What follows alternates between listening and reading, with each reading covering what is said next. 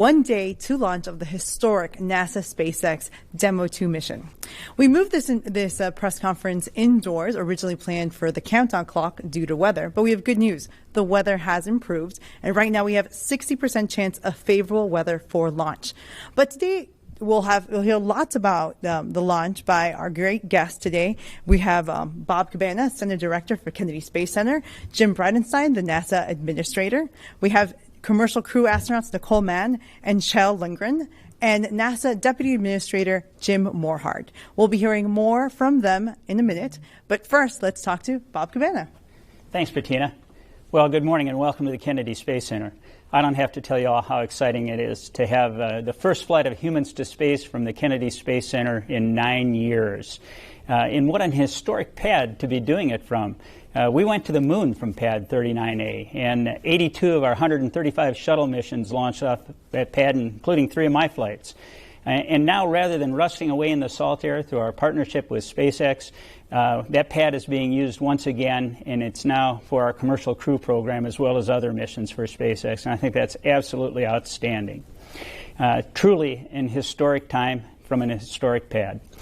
We're really pleased to have our NASA Administrator, Jim Bridenstine, with us this morning. As a member of Congress, Jim was a huge advocate and proponent for aviation and spaceflight as a member of the Armed Services Committee and also the Science, Space, and Technology Committee. And now he's sharing that passion with all of us as he leads NASA into a new era of space exploration. Jim? Well, thank you, Bob. It's great to be here at the Kennedy Space Center. We are once again launching American astronauts on American rockets from American soil. And this is a big moment in time. It's been 9 years since we've had this opportunity. And Bob Cabana, we want to thank you for all the great work you've done getting us up to this point, getting the Kennedy Space Center ready. Everything is looking good. We are, as of right now, we are go for launch. As Bettina said, the weather is about 60% favorable for launch tomorrow, which is good news. Compared to where we were yesterday, we were at 40%, so the trend is in the right direction, and we are very, very excited. So I think I'd like to start by saying, again, this room is empty. We would love to have this room full. We would love to have it filled with reporters. We'd love to have it filled with space enthusiasts, and unfortunately, we're in the middle of the coronavirus pandemic. Our country has been through a lot, but this is a unique moment where all of America can take a moment and look at our country do something stunning again, and that is launch American astronauts on American rockets from American soil. And we're going to go to the International Space Station, and what we do there, of course, is we're transforming how we do spaceflight in general. The Commercial Crew Program is, in fact, about commercializing low Earth orbit. We've got resupply. Now we're going to have crew. Soon we're going to have commercial space stations. And this is a unique opportunity to bring all of America together in one moment in time and say, look at how bright the future is. That's what this launch is all about. And yes, in the midst of the coronavirus pandemic, we've taken extraordinary measures to keep our people safe, and we are 1 day away from launch. So this is an exciting day. Thank you, Bettina, and I'll turn it back to you. Next we'll hear from Deputy Administrator Morhard. I just echo what Jim and Bob have said. You know, this is a historic milestone. And the reality is that we, in the past, NASA developed, designed, and built, and then operated spacecraft and rockets. This is the first time that a commercial company is building and going to operate this spacecraft and capsule. And we're really looking to be a customer to SpaceX and to other companies in the future. And that's what we're trying to do, is to create and really expand the economy in low Earth orbit. That's really what this is about tomorrow. Thank you. And our Commercial Crew astronauts, we'll start with Nicole. Thank you so much. It is incredibly exciting to be here. You know, people always ask, what's it like to be in the astronaut office and train with folks that are flying on so many different spacecraft. We have Soyuz, SpaceX, Starliner, and then we're already starting to lay the foundation for Orion. So it's just an incredible time to be training with all these different opportunities in front of us, and we are so proud and happy for Doug and Bob. You know, it feels kind of like one of your close family members having a great lifetime achievement, and really that's what it is. So on a personal level, that's definitely, I think I could speak for the astronaut office, and that's how we all feel so proud for everything that they've accomplished with the NASA and SpaceX team to get ready for this launch. You know, and it's so important because this is not just about one launch, right? I mean, this is Launch America. It's not Launch NASA. It is Launch America, and it's huge. My son is 8 years old, and so he's never seen Americans launch from the United States ever. It's kind of foreign to him. And as I was getting ready to come on this trip today or yesterday, you know, he asked me, "Hey, Mom, are we going to the moon? Is this our first flight to the moon?" And I said, "Well, son, I mean, not technically, but it is the first big step on our roadmap to the moon for the Artemis mission and eventually to Mars." And he, as a young boy, sees that. And so I know there's a lot of kids out there that will be watching the launch tomorrow. And it's just an exciting team for all of NASA, SpaceX, and a proud moment for all of America. Great. Jill? Yeah, I echo Nicole's sentiments exactly. What a privilege to be here today, to be a part of this team. Commercial and government entities working together, SpaceX and NASA, to pull something off like this. What a privilege to be here just a day away from launch. We are so incredibly excited to be a part of this. You know, I had the opportunity to launch with our international partners to International Space Station back in 2015, and that's at the core of what we're doing here today, is to continue that incredible legacy of work that we've done on the International Space Station. We have had humans living and working on that orbital outpost for almost 20 years, conducting science and research to extend our presence in the solar system and to improve life back here on Earth. And this launch represents an extension of that capability and having the ability to launch Americans from American soil on a U.S. spacecraft is absolutely amazing. You know, I think about my launch and the family and guests that the few family and guests that I was able to have out there to watch that. And I think about now, you know, so many Americans in the future being able to congregate down here and watch this incredible vehicle take off. For people that live here in Florida, just to go out on their porches or to look up from our parking lot and to see this vehicle claw its way into space. To watch Americans flying into low Earth orbit and to the International Space Station, and the absolute power of that to inspire our future generation of explorers and leaders. It is truly a privilege to be a part of this, to be able to witness this historic moment, and to see where this journey ultimately takes us. Fantastic. With that, we'll take our first question. But before that, just a reminder, if you're interested in what we're doing today of watching the launch, you can go to nasa.gov/beourguest and get more information on the virtual experience. But we'll take our first question from AFP. Ivan. Administrator, will Kjell Lindgren be flying the second operational mission of Crew Dragon? And can you confirm whether he'll have a European or Russian with him on that mission? The crew for the Crew Dragon for Crew 1 has been selected. I don't think you were on that crew, were you, Shell? I'm not on Crew 1. I've had the opportunity to back up both the Bob and Doug and Crew 1, and I think the following crew, those assignments are still being processed. Right. What was the second part of that question? Yeah, when will Europeans or Canadian or Russians fly on Crew Dragon for the first time, do you expect? That's undetermined at this point. I can tell you, Crew 1, we will have Japan with us, our first international partner on launching on a Falcon rocket with a Crew Dragon. So we're excited about that. But as far as other international partners in the future, that has not yet been determined. Thank you. Our next question is from Gina Sinceri of ABC News. Yes, thank you. Can you talk to me a little bit about the go, no-go process tomorrow? Who will be making those calls and who will we hear making those calls? So we have a mission management team that is working all the checks as we go through the process, and all along the way, people can say no go if they need to, but there will be a final countdown to the launch where about 45 seconds out they'll make a determination, go or no go, and then we will go. Bob, did you want to add to that? Yeah, I would just say that it is a SpaceX launch. SpaceX is in the Firing Room 4 in the Launch Control Center through a partnership we have with them, and it will be a SpaceX launch director that gives the final go after everybody is polled, and the NASA management team is going to be involved in watching closely. Thank you. Our next question comes from Marina Corinne of The Atlantic. Hi, everyone. Thanks for your time and best of luck tomorrow. A follow-up to the question that was just asked now. I'm wondering if NASA personnel are allowed to intervene and take over from SpaceX at any point during the mission if NASA feels that it is necessary.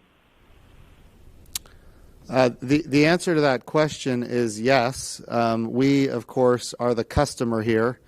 And so we do. But look, our goal is to have SpaceX be able to do missions one day without NASA. We want them to go get customers that are not us. And so we want to make sure that they're making decisions. But if we see something that we disagree with, certainly we have the right to intervene. I don't see that being necessary, but at this point. But yes, we can intervene if necessary. Thank you. Our next question comes from Paul Brickman from UPI. Yes, hello. I would like one of you to comment on the sort of built-in uncertainty of this mission in terms of the length of the mission, anywhere from 6 to 16 weeks, I believe. I know any manned spaceflight or crewed spaceflight has uncertainty, but I'm wondering how much of the readiness reviews went over the astronauts' training and the uncertainty of that time period.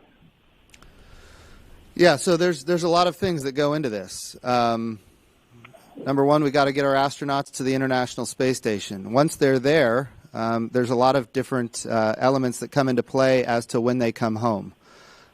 Remember, this is a test flight. The highest priority is to test the vehicle and get it home safely, and then be prepared to launch Crew 1.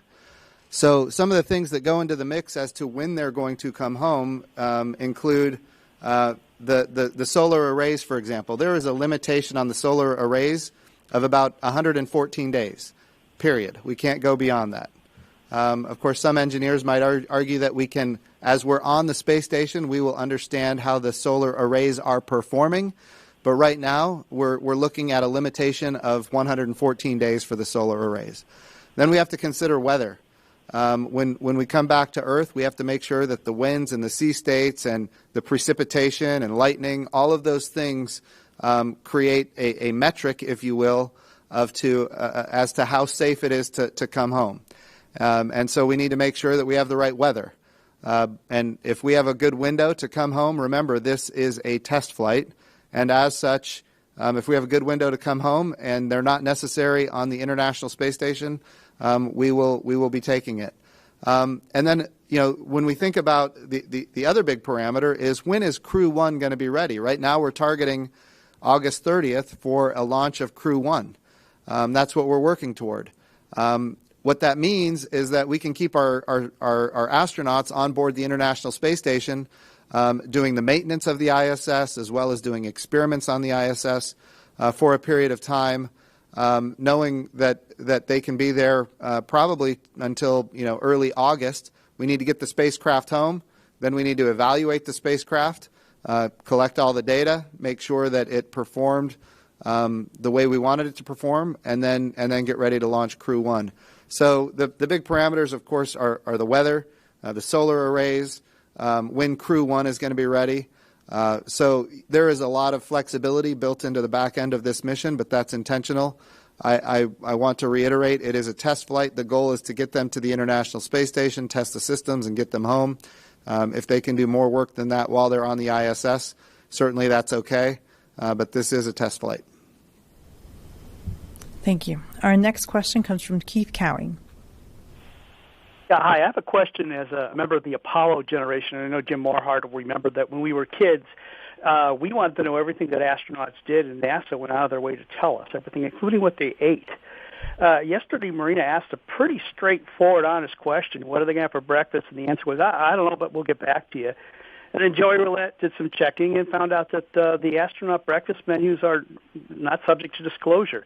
Is that really the answer? I mean, how do you explain to a sixth grader in the Artemis generation that we can't tell you what the astronaut's eating? I mean, shouldn't there be a little more transparency in some of this?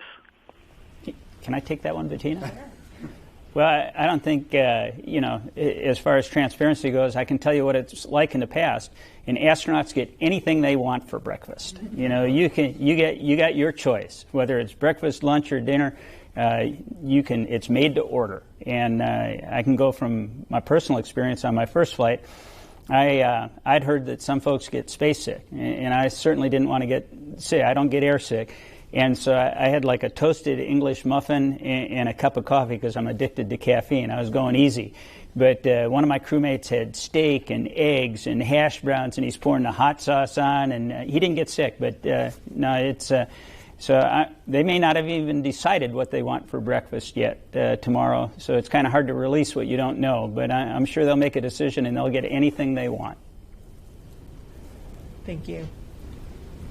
Maybe some of the current astronauts would like to answer. I know, Shell, you've done a mission. What did you eat? I did. So we got anything we wanted as long as it's what was being served that morning. I was kind of like you, Director Cabana, that I wanted to take a little easy. I didn't know exactly how I was going to react to being on orbit. And so I went easy on the solids. I also got my fair share of coffee. We ate really well while we were in quarantine, but we didn't have the choice of what we were going to eat. And I was so excited that day. I can't remember what it is that we ate, but it was plenty, and it was great for what we needed to do that day. And of course, that was at Baikonur. That's right. Yeah, that was at Baikonur. Yep, yeah. Absolutely. Great. All right, we'll go to our next question. It's Jackie Goddard with the Times of London. Hello. Yes, thank you. My question is for Mr. Bridenstine. Both astronauts are dads, and I wondered what you would say or what you have said that you can share to their two little boys about what their dads are doing and the significance of it. Thank you. So I had a hard time hearing it. It was a question about the children of the astronauts? I said both astronauts are fathers, so I wondered what you would say or what you have said that you can share with us to their two little boys about what their dads are doing and the significance of it. Absolutely. So I would start by saying, and they know this, their dads are heroes, American heroes. They're laying the foundation for a new era in human spaceflight. It's an era in human spaceflight where more space is going to be available to more people than ever before. We envision a future where low Earth orbit is entirely commercialized, where NASA is one customer of many customers, where we have numerous providers that are competing on cost and innovation and safety, that they're driving down costs, they're increasing access.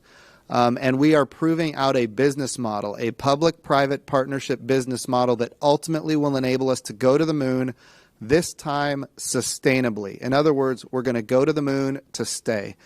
We love Apollo. The Apollo era was fantastic. The problem is that it ended.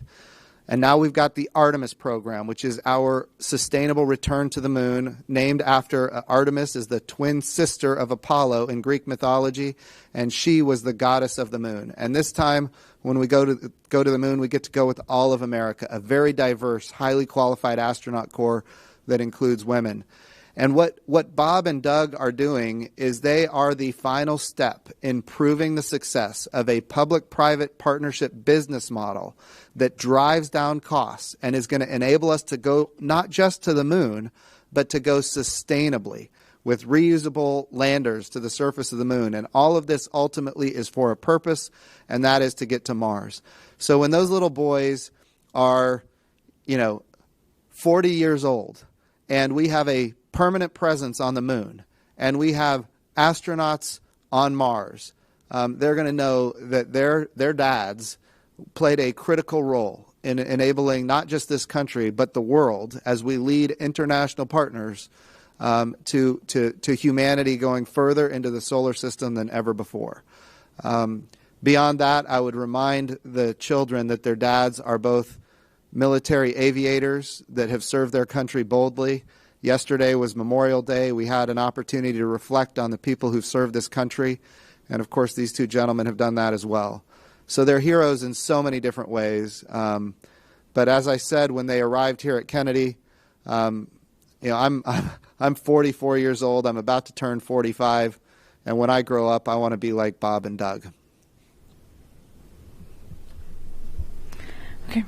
Our next question comes from Joey Roulette from Reuters. Hey, thanks for doing this. Question for Jim Bridenstine. It's definitely been a long run to get to this point, and I'm wondering how, has this, commercial crew development and the road it took to get Crew Dragon to this point shaped your view of the commercial space marketplace? And Jim Morehart, feel free to answer too, because since you mentioned something at the beginning of the call. Thanks. So this is an important milestone. We have been very successful with commercial resupply of the International Space Station. Now we've got commercial crew tomorrow, knock on wood. That will be a successful mission. And then we need to build commercial space stations in low Earth orbit. And in order to create the market where these kind of programs can be capitalized with public-private partnerships, we need to prove that there is an economy for human activity in low Earth orbit. And that's what we're using the International Space Station for right now. And of course, some of the most salient projects happening there that have been going on really for a long time now would include immunizations being developed on the International Space Station for salmonella, pneumonia, the ability to compound pharmaceuticals that we can't do in the gravity well of Earth. Microgravity is a resource that is very valuable. It is a tool. The ability to print human organs in 3D. We're proving that we can create human tissue using adult stem cells, adult skin cells, creating the stem cells that can create human organs in 3D. Now, we're not at the human organ level, but we're at the tissue level right now. That's a capability that will transform lives here on Earth. The ability to create artificial retinas for the human eye so people who have macular degeneration don't have to lose their eyesight. The ability to create fiber optics in a more pristine way so we don't have to have cable repeaters. So, and that drives down costs and it increases fiber optic networks for humanity across the globe. So all of these things are market drivers that enable a future human spaceflight capability that would be capitalized by the private sector. NASA will be a customer. We will always, always, always be a customer. We've got a lot of science and exploration that we need to do. But those are the kind of activities that we need to see for the future that we believe exists. Right now, space is about a $400 billion market. And we believe that with human spaceflight, that, of course, that's communications, remote sensing, those kind of capabilities. But with human spaceflight, it opens up kind of a much broader marketplace, and we think it's rapidly getting to be, not just a $400 billion, but a $1 trillion market. So I'm a big believer in the commercialization of space. We need it to be successful. It's how we're going to get to the moon and onto Mars. If we keep developing using American taxpayer dollars to develop capabilities in low Earth orbit, we'll never get to the moon and onto Mars. That's what this program is all about. It's about commercialization, where we are ready to commercialize, and then using NASA money to do the things that commercial industry is not yet ready for, with a purpose, and that is to eventually commercialize those capabilities as well. Jim, if I could add to that, why are we here? We're here to expand the human condition for all mankind. And that's exactly what Jim's talking about. Right now, we've got one astronaut on the space station. And when we get the full complement back of astronauts, we're going to increase our research up there by 300%. And that's about helping others. That's why we exist. And that's what we're going to do. On the other side of it, commercial launch. Years ago, we had, after shuttle, there was no market share. That's right. We now have 70% of the market share, and that's going to expand starting tomorrow. So that's what this is about. That's right.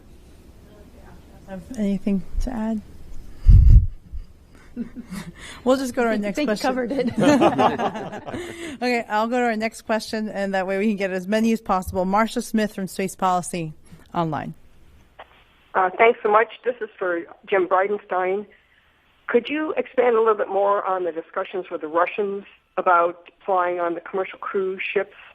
Dmitry Rogozin had a bunch of comments yesterday, and he talked about being enthusiastic about having an alternative to Soyuz, but then he said he was confused about NASA's plans for Gateway. Could you just fill us in on where the negotiations stand about us flying on Soyuz and Russians flying on commercial crew? And is that at all tied in with the discussions on Gateway, or are they on parallel paths? Or are you trying to get a whole big package of future U.S.-Russian space cooperation? Could you just expand on that a bit? Yeah, absolutely. So when we think about the commercial crew program, remember, the goal here is to have the International Space Station. Half of it is Russian, the other half is American. And, of course, on the American segment, we've got a lot of international partners. And when we think about the International Space Station, if we are going to maintain a complement of both Russian and American astronauts on board, then we need to be willing to launch Russian cosmonauts on commercial crew, and they need to be willing to launch American astronauts on the Soyuz. And my last conversations with Dmitry Rogozin, I think we were both in strong agreement that that was necessary for both nations as we move forward. So that's kind of the low Earth orbit, International Space Station, commercial crew, and the Soyuz program. I think we're in agreement in how we need to go forward there. Now, it is true that when we talk about the Gateway, that's a separate kind of level of discussion for what the future looks like. And yes, we have made proposals to Russia as far as we've asked them, how would they like to participate in the Gateway. We've offered suggestions, and right now we're in a holding pattern, waiting to hear back. But the partnership has been strong. This partnership goes back to 1975, the year of my birth. With the Apollo Soyuz program, and then of course the Shuttle Mir program, and now of course the International Space Station program. This has been, I think, a bright, shiny object that demonstrates that space can unite people, and it's really above terrestrial geopolitics, literally above terrestrial geopolitics. So it's I think it's a relationship that we are interested in maintaining, and of course we'll continue to work with them. Bob, did you have any thoughts on that? No, I think, it's something that we need to work on as we continue down the road. We do have a strong partnership, and it's necessary to have multiple vehicles to get us to the International Space Station. We need that dissimilar redundancy, not just between Boeing and SpaceX, but with our Russian partners as well. We proved it during the shuttle era, and I'm sure in the future we'll prove it again. Our next question comes from Robert Perlman from Collect Space.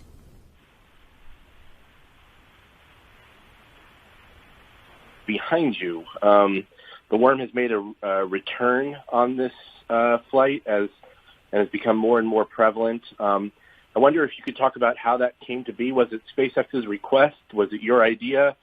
And what will be the role of the logotype going forward beyond this mission? I missed it. I think we missed the beginning of your question. I think it's about the NASA worm, but can you repeat the question, please? Sure, if you can hear me now. It is indeed about the worm, the NASA logotype. How did it come to be that it was resurrected for this mission? Was it SpaceX's idea? Was it your idea?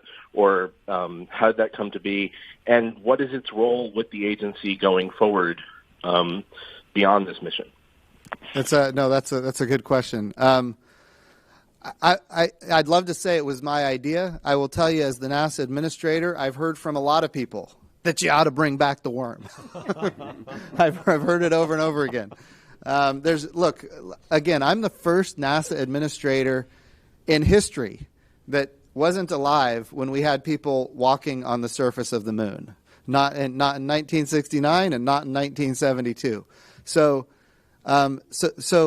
my generation grew up with the worm. When I say the worm, for the people out there that might not be familiar, it's the NASA logo that's red, and it's written out. And then the logo that's blue, we call that the meatball.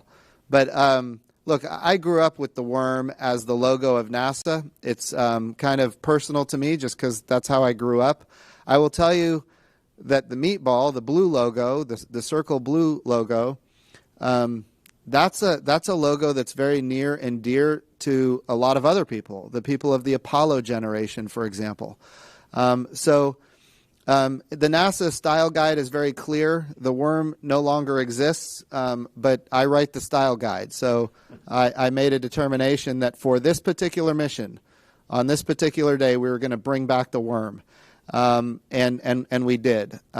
This launch, and the reason I thought it was important to do it on this launch, because it got so much attention. And I wanted all of America to know that this is a $3.5 billion investment by the American taxpayer.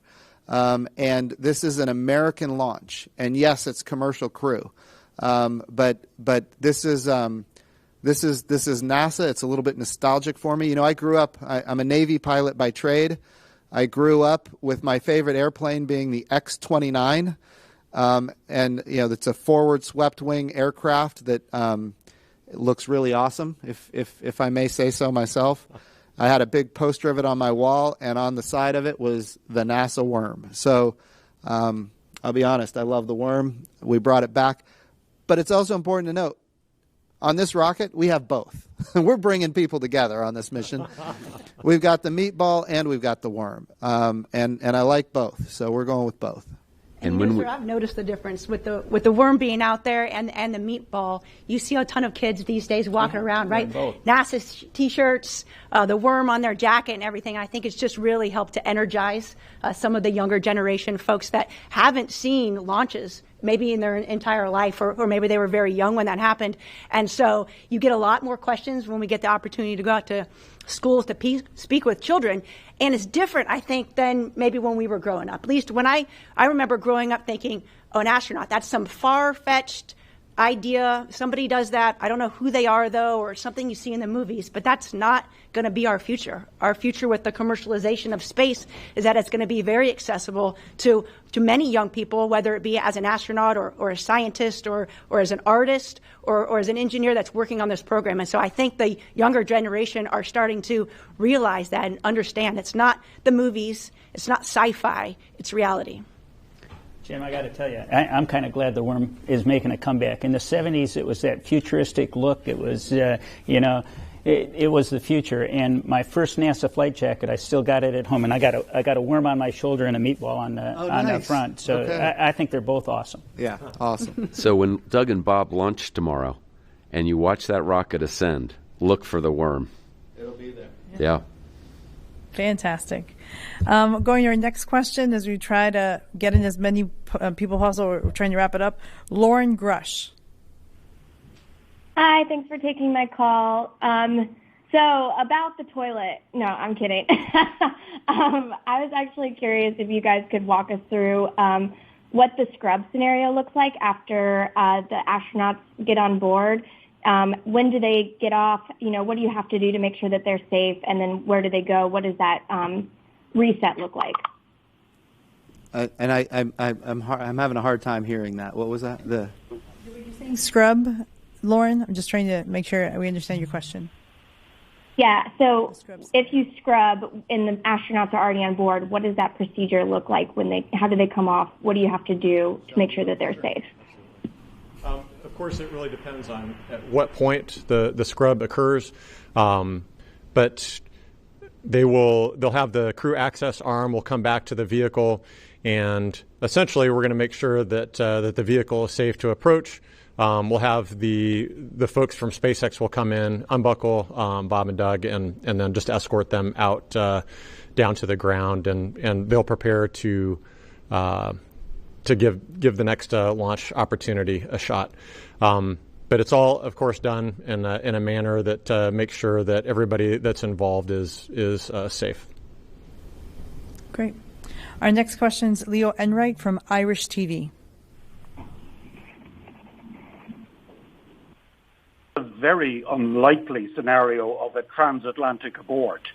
As I understand it, there are not one but two abort modes, which would involve splashing down in the Atlantic Ocean off the coast of Ireland. And so I'm wondering, what is the plan there? There don't appear to be assets stationed, say, at Shannon. How are the crew going to be retrieved in this very unlikely scenario? Or will you be waiting for a boat from Fenit in Kerry to come and collect them? Shell, I'll let you. You bet, absolutely. So there are a number of abort modes. We can, as the vehicle crosses across the Atlantic, we have various sites that we're kind of aiming for, and we'll either abort forward to some of those sites, Ireland is an example, or do a retro abort to come back to these areas.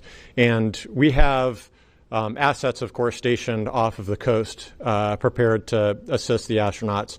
But as we get into these longer transatlantic abort modes, we'll be partnering with our military assets to deploy divers and folks to get into the water to help the astronauts, and then bring helicopters or boats alongside, whatever assets are available in that particular area.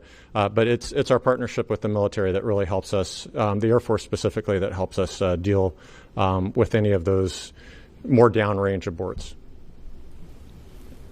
Thank you. Next question, Marcia Dunn. Yes, hi. I'm wondering how many astronauts will be on site for launch tomorrow. I can imagine the entire astronaut corps emptying out of Houston. And how will you prevent launch fever from taking over on such a big mission with such high expectations with the President of the United States in attendance? Thank you. As far as the number of astronauts that are here, we've taken a lot of precaution to limit the number of people coming in general. I don't know what the total number of astronauts that will be here is. Do you guys know offhand? It's, I think, under 10. Under 10? Definitely under 10. It's a okay. small number, yes. So we won't have a large contingent of astronauts here. What was the second part of the question? Launch fever.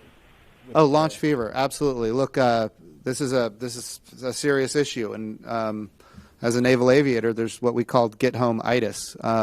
We have to make sure that we give permission for people to say no, and I've been doing that all along. In fact, we've been so diligent about making sure people have the authority to say no. We went ahead and purchased a seat on a Soyuz rocket for October, and we did that intentionally because we want people to feel free to say no and not feel any pressure to go on this launch. I texted Bob and Doug yesterday, and I said to them very clearly, if you want me to stop this thing for any reason, say so. I will stop it in a heartbeat if you want me to. They both came back and they said, we're go for launch. So they're ready to go. But look, part of my job as the NASA administrator is to make sure people understand that their safety is our highest priority and give everybody in the loop permission to say no before we launch. Did Bob or the astronauts, you guys?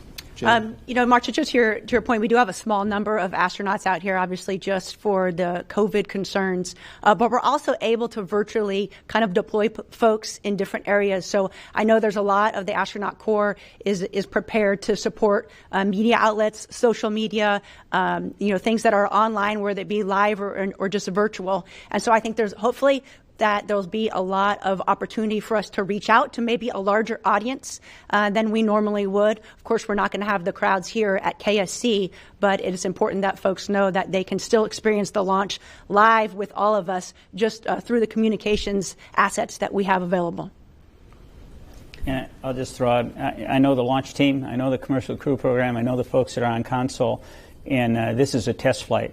And they are going to make sure that it's right before they launch, and they're not concerned about who's here to see it. They're concerned about doing their job and doing it correctly, and they've practiced this, and they'll do the right thing. Thank you. Our last question will come from Ken Chang from the New York Times.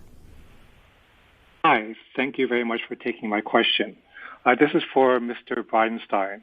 A few days ago, you tweeted noting President Trump's leadership for getting to this moment. And Gary Reisman, a former NASA astronaut, pointed out that commercial crew started in 2010 when under President Obama, and of course commercial cargo goes back to George W. Bush. I was wondering if you could just talk about credit for getting to this milestone for your predecessors and for previous presidents. Absolutely. So this is a program that demonstrates the success when you have continuity of purpose going from one administration to the next. You know, if we go back all the way to commercial crew, that started under President George W. Bush, commercial resupply, and then commercial crew under President Obama. And Charlie Bolden did absolutely magnificent work as the NASA administrator at a time when this particular program, and Bob, you remember this, it didn't have a lot of support in Congress. And Charlie Bolden, who is a NASA astronaut and an American hero, he's an F-18 pilot. I got to put the F-18 pilot plug in there. But Charlie Bolden did just yeoman's work in order to get this program off the ground, to get it going. And here we are all these years later having this success. I will reiterate that the human spaceflight program under President Trump has really blossomed. Our budgets now are as high as they've ever been in nominal dollars. They're the highest ever. In real dollars, they're still very high, not maybe as high as Apollo, but that was a little bit of an anomaly in the history of NASA's budget. But it's also true that it's being backed up. The rhetoric isn't just there; it's being backed up with the budgets, and it's bipartisan. You know, I did an event with Speaker Pelosi out at the Ames Research Center. Goodness, that would have been last August, and it was Women's Equality Day, and I thought it was important. And we reached out to her and asked her if we could do Women's Equality Day. She was going to do it in San Francisco. We asked her to do it at Ames. And in a press conference after the event, we talked about Artemis, the importance of going to the moon with all of America, now going with women, and we did it on Women's Equality Day. And in the press conference afterwards, she said, you know, we're all counting on you to get not just the next man, but the first woman to the moon. And she said, I'm so glad that you called the program Artemis. Look, this space program that we have in this country unites people, period. It always has. We look at the most divisive times in American history. We think about the Vietnam War, the 1960s, not just the war, but the protests. We think about the civil rights abuses and the civil rights protests, the very divisive, challenging times. And here we are all these years later in the midst of the coronavirus pandemic, and we have this moment in time where we can unite people again. And that's really what this launch is going to do. It's not just going to unite, you know, Republicans and Democrats. It's going to unite the world. The whole world is going to be watching this particular launch, and all of our international partners are very interested.